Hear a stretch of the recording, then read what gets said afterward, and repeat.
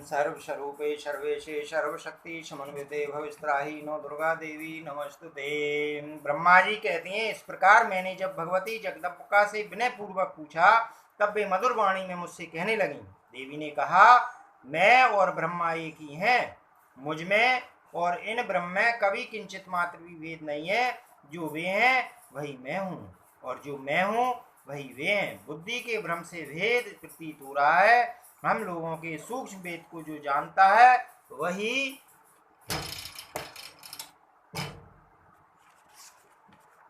बुद्धिमान पुरुष है। उसके संसार सागर से मुक्त होने में कुछ भी संदेह नहीं है। ब्रह्म एक ही है। केवल संसार रचना के समय वह द्वैत रूप को प्राप्त होता है, फिर द्वैत की भावना होने लगती है। जिस प्रकार दीपक एक ही है किंतु छोटे बड़े आदि उपाधि भेद से उन अनेक प्रकार का भासता है, तथा एक ही मुख की छाया दर्पण के भेद से तरह तरह की प्रतीत होने लगती है, वैसे ही मैं और ब्रह्म एक हैं। तब भी माया रूपी कार्य कारण के उपाधि भेद से हमारा प्रतिबिंब अलग अलग झलक रहा है। ब्रह्मा जी, जगत का निर्माण करने के लिए सृष्टि काल में भेद दिखता ही है।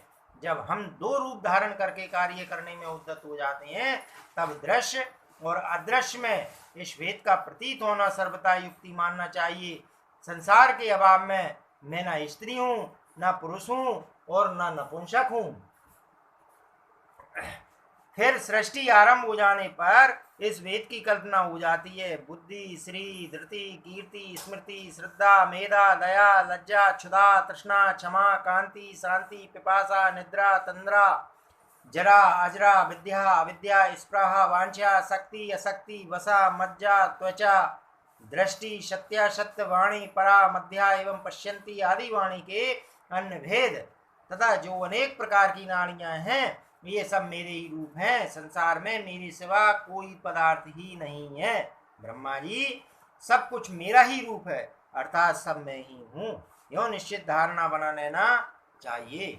ब्रह्मा जी, इस सारे संसार में मैं ही व्याप्त रूप से विराजमान हूँ। संपूर्ण देवताओं में विभिन्न नामों से मैं विख्यात हूँ, यह बिल्कुल निश्चित बात है। मैं शक्ति रूप धारण करके पराक्रम करती हूँ। गौरी, ब्रह्मा, ब्रह्मी, रुद्री, बाराही, वैष्णवी, शिवा, वारुणी, कावेरी, नारसिंगी और वाशवी सभी मेरे रूप हैं। विभिन्न कार्यों के उपस्थित होने पर उन देवियों के भीतर अपनी शक्ति स्थापित करके मैं सारी व्यवस्था करती हूँ। हाँ, उस देवी को निमित्त बना लेना मेरा स्वभाव है। जब मैं शीतलता, अग्नि में उष्णता, सूर्य में प्रकाश एवं चंद्रमा में शीतलता का विस्तार करने की योग्यता जिस प्रकार बनी रहे, वैसी व्यवस्था करके मैं उनके भीतर प्रविष्ट होती हूँ। ब्रह्मा जी, मैं तुमसे निश्चित कहती हूँ, यदि मैं शक्ति हट जाऊं तो तुम्हारे में एक भी प्राणी हिलडुल ना सके। और मुझ शक्ति के अलग हो जाने पर शंकर दैत्यों को मारने में सदा असमर्थ है। जब मैं मनुष्य के शरीर से कुछ दूर चली जाती हूँ तब प्राणी मुझे अत्यंत दुर्बल कहता है। उस नीच मानव के विषय में कोई भी ऐसा नहीं कहते कि यह रुद्रहीन अथवा विष्णुहीन है।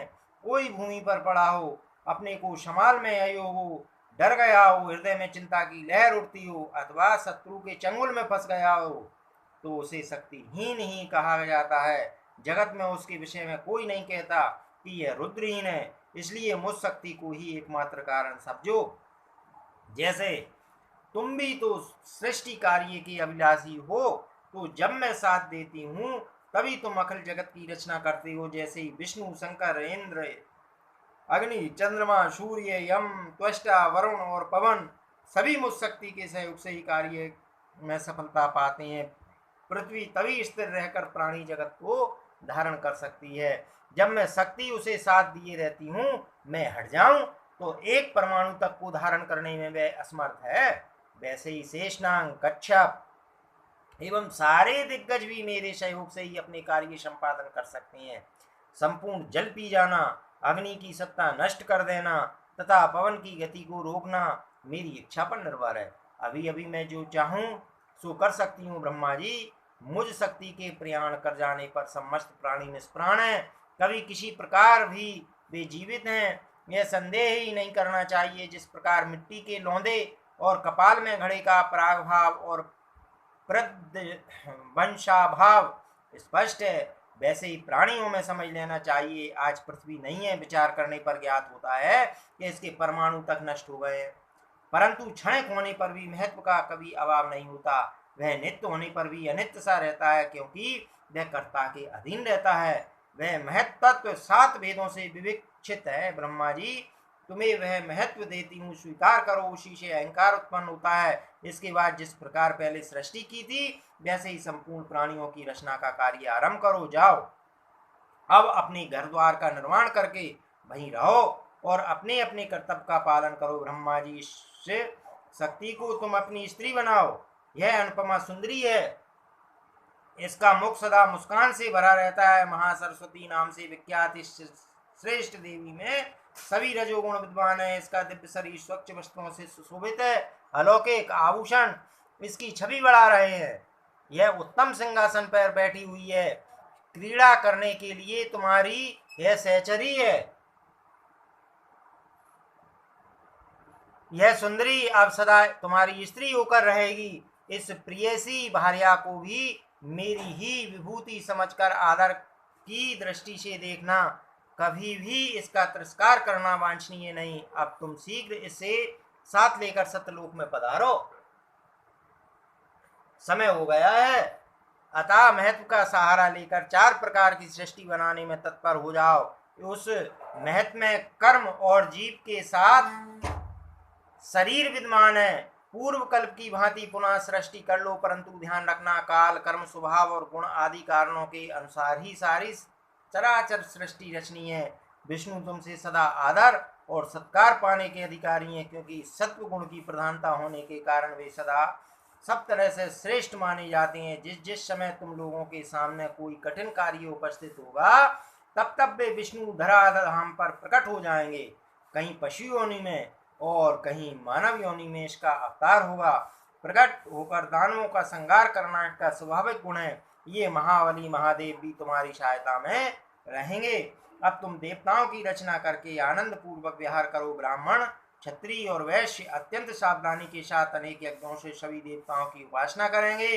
यज्ञ में प्रचुर दक्षिणाएं बांटी जाएंगी। उन संपूर्ण यज्ञों में वे मेरा नाम उच्चारण करेंगे, किंतु निश्चय है कि उस अभी से तुम सभी देवता तृप्त और संतुष्ट हो जाओगे। ये शंकर भी सब तरह से तुम्हारे सम्मान के पात्र हैं। सभी यज्ञों में यत्न पूर्वक इनकी भी पूजा होनी चाहिए। पुनः जब देवताओं पर दैत्यों द्वारा भय उपस्थित होगा, तब मेरी शक्तियां सुंदर रूप धारण करके आएंगी और दैत्य उनके ग्रास बन जाएंगे। बाराही, वैष्णवी, गौरी, नारसिंगी और शिवा तथा इनके अतिरिक्त भी बहुत सी शक्तियां हैं। ब्रह्मा, अब तुम जगत का निर्माण आरंभ करो। बीज और ध्यान सहित यह 9 अक्षरों का नवार्ण मंत्र है। ब्रह्मा जी, निरंतर इसे जपते हुए संपूर्ण कार्यों में संलग्न हो जाओ। महामते, तुम इस मंत्र को सभी मंत्रों से श्रेष्ठ समझना। समस्त कामनाओं की सिद्धि के लिए इसे सदा हृदय में धारण किए रहना। इस प्रकार मुझे आज्ञा देकर प्रसन्न वदना भगवती जगदम्बा ने भगवान विष्णु से कहा। विष्णु, मन को मुग्ध करने वाली इस महालक्ष्मी को लेकर अब तुम भी पधारो। यह सदा तुम्हारे वक्षस्थल स्थल में विराजमान रहेगी, इसमें किंचित मात्र संदेह नहीं है। यह कल्याणी संपूर्ण मनोरथ पूर्ण करने वाली शक्ति है।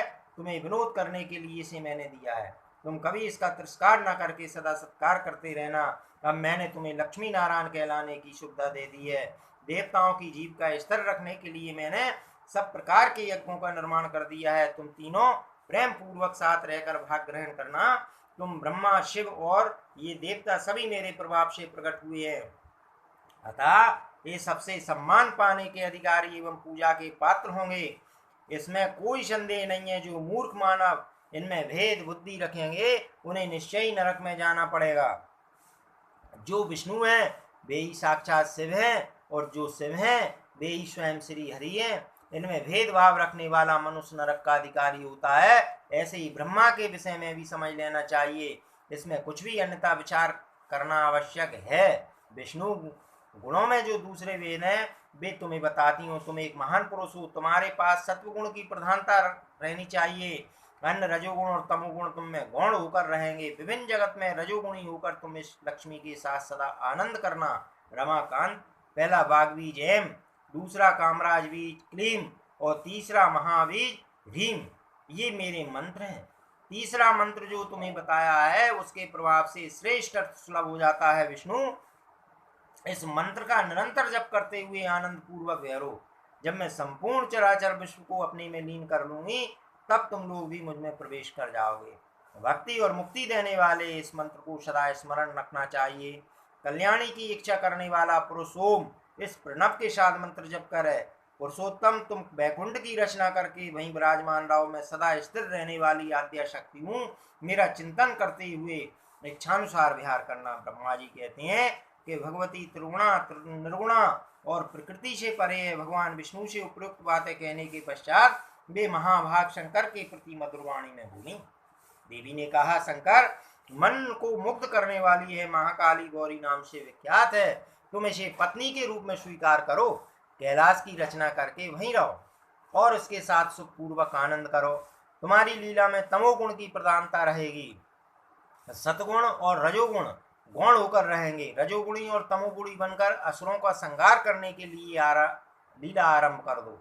परम पुरुष का ध्यान करने के लिए तुम तप कर चुके हो महादेव। तुम बड़े पुण्यात्मा हो, परमात्मा शांत स्वरूप हो। उनमें सत्वगुण प्रधान है, तुम्हें उनकी शरण लेनी चाहिए। तुम तीन गुणों से संपन्न हो। सृष्टि, स्थिति और संहार तुम्हारे कार्य हैं। संसार में कहीं भी कोई ऐसी वस्तु नहीं है जो इन तीन गुणों से अतिरिक्त हो। जगत में जितने पदार्थ दिख रहे हैं वे सबके सब त्रिगुणमय हैं, निर्गुण होकर सबको दिखाई दें।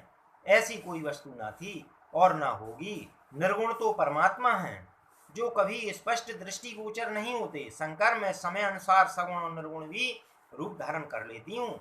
मेरा विग्रह सर्वोत्तम है। मैं सदा कारण होकर रहती हूँ, कभी कार्य की श्रेणी में नहीं गई। कारण होने की स्थिति में मेरा रूप सगुण रहता है। परम पुरुष परमात्मा के पास मैं निर्गुण रूप से रहती हूँ।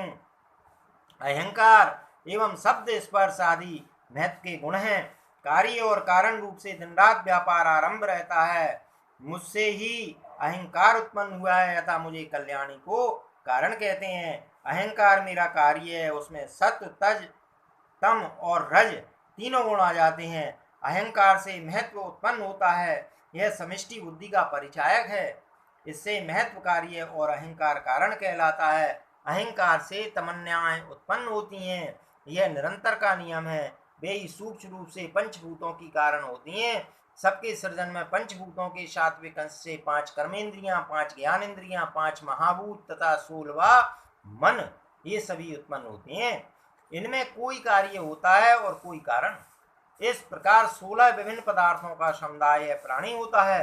परमात्मा आदि पुरुष है। वे न कार्य हैं और न कारण है। शंभु सबके सृष्टि काल में इसी प्रकार की शैली बरती जाती है। यूं सृष्टि का क्रम मैंने संक्षेप में तुम्हें बतला दिया। मानो आप देवताओं, अब मेरा कार्य सिद्ध करने के लिए विमान पर बैठकर तुम लोग शीघ्र पधारो। कोई कठिन कार्य उपस्थित होने पर जब तुम मुझे स्मरण करोगे तब मैं सामने आ जाऊंगी। देवताओं, मेरा तथा सनातन परमात्मा का ध्यान तुम्हें सदा करते रहना चाहिए। हम दोनों का स्मरण करते रहोगे तो तुम्हारे कार्य सिद्ध होने में किंचित मात्र भी संदेह नहीं रहेगा। ब्रह्मा जी कहते हैं, इस प्रकार कहकर भगवती जगदम्बिका ने हमें विदा कर दिया।